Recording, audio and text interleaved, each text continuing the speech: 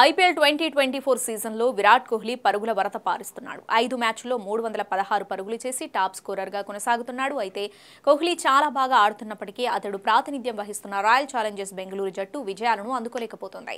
ఈ సీజన్లో ఇప్పటివరకు ఆర్సీబీ 5 మ్యాచ్లు ఆడగా 4 మ్యాచ్ల్లో ఓడిపోయింది. ఒకే ఒక్క మ్యాచ్లో గెలుపొందింది. 2 పాయింట్లు ఆ జట్టు ఖాతాలో ఉన్నాయి. పాయింట్ల పట్టికలో 9వ స్థానంలో కొనసాగుతుంది.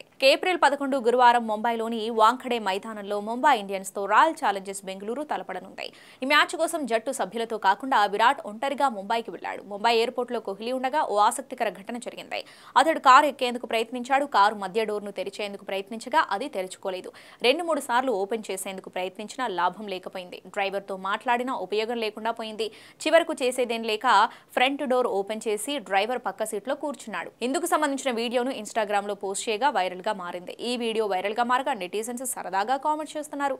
పాపం కోహ్లీ ఆర్సీబీ ఆటగాళ్లే కాదు, కారు డోర్లు కూడా సహకరించడం లేదు. ఒక్కడే ఎంతకని భారాన్ని మోస్తాడు చెప్పండి అంటూ ఆర్సీబీ ఓటములను ఉద్దేశించి కామెంట్స్ చేస్తున్నారు.